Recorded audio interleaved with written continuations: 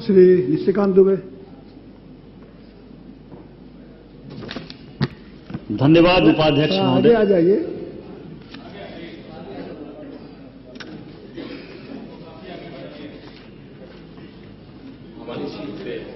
हमारी सीट से बोलिएगा।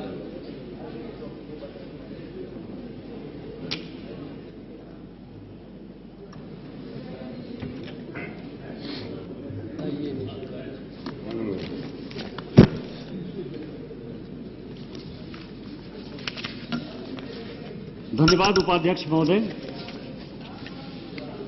कल जब वित्त मंत्री जी बोल रहे थे कि रिफॉर्म्स आपका है और आपके रिफॉर्म्स को हम आगे बढ़ा रहे हैं, तो अच्छा लग रहा था, क्योंकि फाइनेंस मिनिस्टर ने अपनी स्पीच में 28 फरवरी को जो बातें कही, वो बात उपाध्यक्ष महोदय उन्होंने कहा कि the financial sector reforms initiated during the early 90s have borne good result for the Indian economy. The UPA government is committed to take this process further. Accordingly, I propose to move the following legislation in the financial sector. First, the insurance laws. Second, the Life Insurance Corporation Bill. Third, the revised Pension Fund Regulatory and Development Authority Bill. Fourth, Banking Laws Amendment Bill. Fifth, Bill on Factoring and Assignment Receivables. Sixth, the State Bank of India Subsidiary Bill, which we are discussing now. And seventh, Bill to amend RDBFI. हमने जो process start किया, हमारे घोषणा पत्र में जो है उसको आप आगे बढ़ा रहे हैं। और फिर आपने कुछ बातें कही और महंगाई के बारे में जो डिस्कशन हुआ, मुझे काफी निराशा हुई। माननीय यशवंत सिन्हा ने जो बातें कही थी और माननीय वित्त मंत्री का जी का जो जवाब था, उससे काफी निराशा हुई। और खासकर निराशा तब हुई जबकि उधर से माननीय सलमान खुर्शीद साहब यदि यहां रहते तो मैं उनसे थोड़ा पूछने वाला था कि उन्होंने जब कहा कि एक फिल्म दीवार फिल्म का डायलॉग उन्होंने कहा कि आपके पास मां नहीं है तो हमारे पास मनमोहन सिंह। आपके पास मनमोहन सिंह है, मैं मानता हूं। आपके पास मोंटेक सिंह अहलूवालिया है, मैं मानता हूं। आपके पास सी रंगराजन है, मैं मानता हूं। आपके पास कौशिक बसु है, मैं मानता हूं। आपके पास सैम पित्रोदा है, मैं मानता हूं। और सबके गुरु माननीय वित्त मंत्री जी प्रणब मुखर्जी जी हैं, क्योंकि 72 में जब ये मंत्री बने थे तो ये सब कहीं नहीं थे।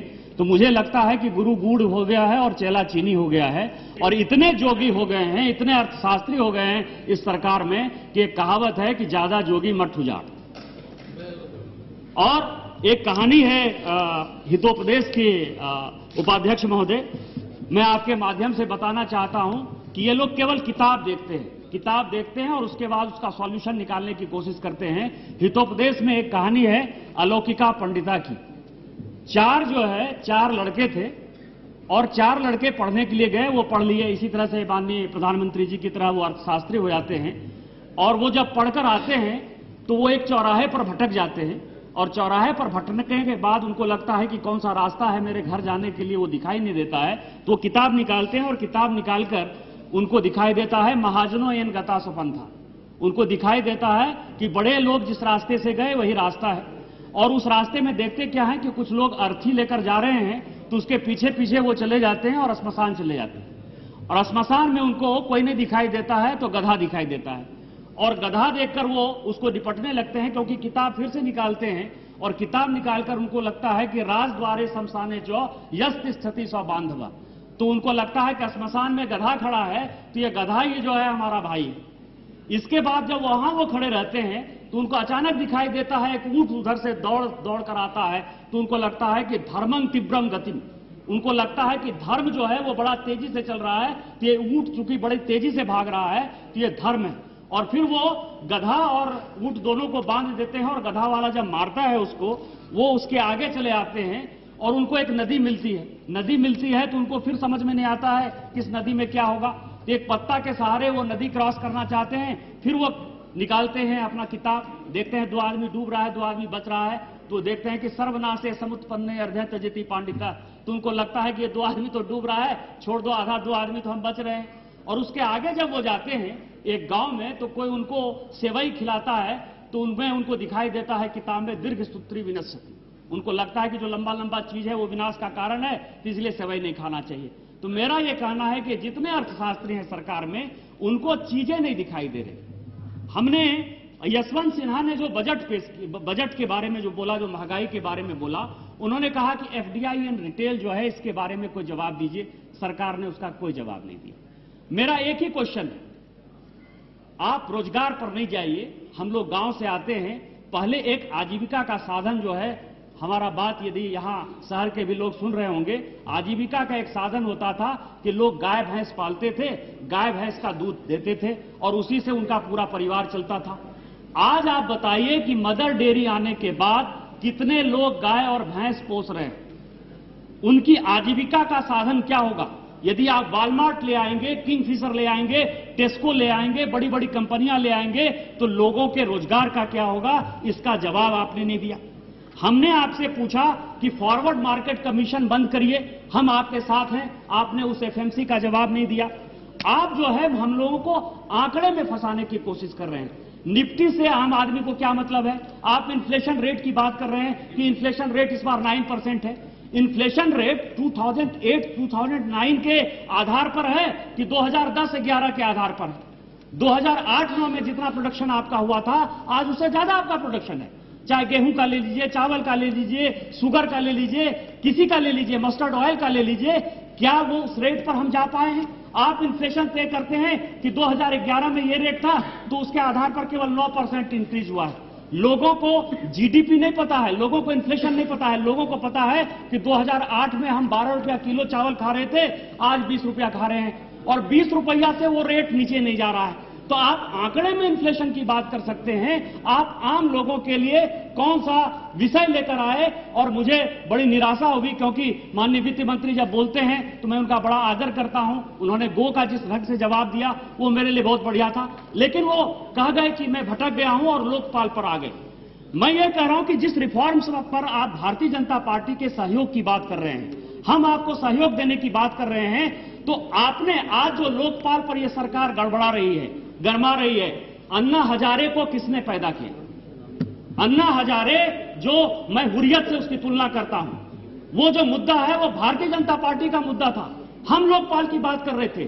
ठीक है, 2002 में आपने कमेटी ने दिया और हम लोकपाल को नहीं ला पाए, लेकिन आप प्रिंसिपल अपोजिशन पार्टी के नाते क्या आप भारतीय जनता पार्टी से बात करने आए?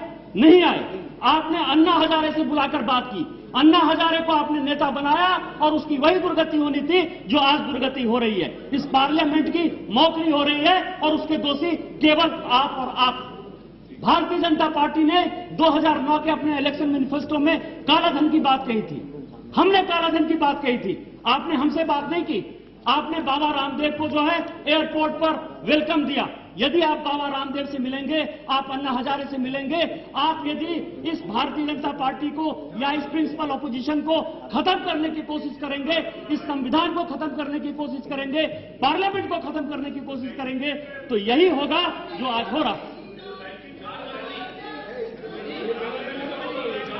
मैं बिल पर आ रहा हूं, चूंकि कल बोलते बोलते उस पर बोले थे।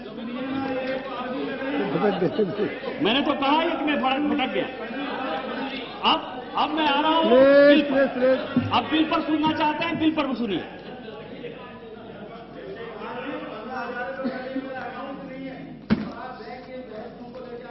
नहीं, मैं ला रहा हूं ना, अब सुनिए ना। अभी लेफ्ट के हमारे साथी जो है, लेफ्ट के साथी ने कहा कि ऑल इंडिया स्ट्राइक है बैंक एम्प्लॉइज एसोसिएशन का। अब बैंक पर ही आ रहा हूं। अब बैंक के स्ट्राइक पर है। क्यों स्ट्राइक पर है? ओईसीडी की रिपोर्ट है जो आपका इकोनॉमिक सर्वे में इंक्लूडेड है। वो क्या कहता है? वो कहता है कि the organisation for economic cooperation and development has presented its report on Indian economic survey and has recommended among other things wide ranging financial sector reforms to be implemented. वो आगे कहता है कि the report has recommended speeding of financial sector reforms and privatization of public sector banks by reducing the government capital to 33% and thus increase private shareholding to 67%. आप जो ये amendment ला रहे हैं, आप जो बैंकिंग रिफॉर्म्स ला रहे हैं, उसमें से जो ओईसीडी की जो रिपोर्ट है, जो इकोनॉमिक सर्वे की रिपोर्ट है, वो कहीं न कहीं खतरा बता रही है और जिसके कारण इस देश में जो खतरा मंडरा रहा है, उसके कारण बैंक एम्प्लॉइज स्ट्राइक पर है। जो रघुराम राजन कमेटी का रिकमेंडेशन है, उस रिकमेंडेशन के आधार पर आप क्या कर रहे हैं, और जो खंडेलवाल कमेटी की रिपोर्ट है उसके आधार पर क्या कर रहे हैं, यह आपको जवाब देना चाहिए। इसके बाद हमारे कुछ क्वेश्चंस हैं, हम सपोर्ट कर रहे हैं इस बिल को, हमारे कुछ questions. Question number 1, certain amendments were made in the year 2007 as per the recommendation of the standing committee on finance which examined the SBI subsidiary laws 2006. Why have these amendments not been implemented? दूसरा सवाल है, whether the State Bank of India can take over the business of its own subsidiaries under Section 35 of the SBI Act without first seeking the approval of the Parliament. तीसरा सवाल है, what are the reason for increase in NPAs? आज आपने खुद ही जवाब दिया है कि इंक्रीज हो रहा है NPAs में. And how good is the performance of the subsidiary banks in the area of credit deposit ratio, CRR, operating margins and achievements in the financial inclusion? C, how autonomous are the subsidiaries bank? Whether it is practicable for the chairman SBI to attend the board meeting of the subsidiary bank? Fourth, what are the effects on SBI after merger of subsidiaries banks pre and post merger on performance parameters? And what is the economic justification for the merger of banks in general and that of subsidiary bank of the SBI? What is the government policy on consolidation in the banking industry?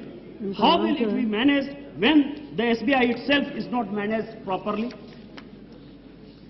Experience of SBI with regard to merger of State Bank of Saurashtra and State Bank of Indore. Why is the merger of one or two subsidiaries banks with SBI was taken earlier, not this time? 6. What shall be the difference between autonomy being given to the subsidiary banks and the autonomy of the nationalized banks? What will be the consequences of giving autonomy to subsidiary banks to frame their own rules? 7. Why is that the NPA of the subsidiary banks are larger than their profits? NPA जो है उनके profit से ज्यादा है. Please provide the data on NPA and willful defaulters, whether SBI has given adequate attention to the national priorities. 9. What are the silent features of the long-term vision strategy paper submitted by SBI to the government? Whether the government has given any response to this paper, if not, state the reason. 10th, what is the economic justification in integrating the subsidiary banks with the State Bank of India? The increasing NPAs of SBI indicate mismanagement. When the NPAs of the subsidiary banks are also increasing, why is the decision taken to integrate the subsidiary banks, and how will the increasing NPA to be managed? What it not complicate the problem of management of NPAs? 11th, merger will complicate the promotion avenues, industrial relations. The employees of the State Bank of Indore have been stubbornly opposing the integration. So, in spite of the employees' opinion, administration problem of mismanagement of NPAs, why is the government ignoring this and allowing merger of subsidiary banks with the SBI? 12th, does the government want to disinvest a part of its share that is being acquired from RBI for raising revenue? Further, what is the present shareholding of the government in SBI? What is the present shareholding of the government in SBI? 13. How have the benefits of the employees been affected after the merger? Has SBI thought to the deployment of the staff of the merged subsidiaries? 14th, whether the chairman of SBI also being the chairman of subsidiary banks is present in the board meetings of all the subsidiaries? 15th, it may be explained how State Bank of Hyderabad has been making profit in spite of rise in NPAs. 16th, it may be explained whether any assessment has been done about regulatory capital requirements of subsidiary banks, and if so, have they been found self-sufficient? If not, whether SBI seeks to infuse capital into these banks. SBI government is requested to furnish a copy of assessment report. Nishikantji, it is 3:30 and now we have to take we'll up... continue tomorrow? Yeah. Whenever it is listed, please continue that time.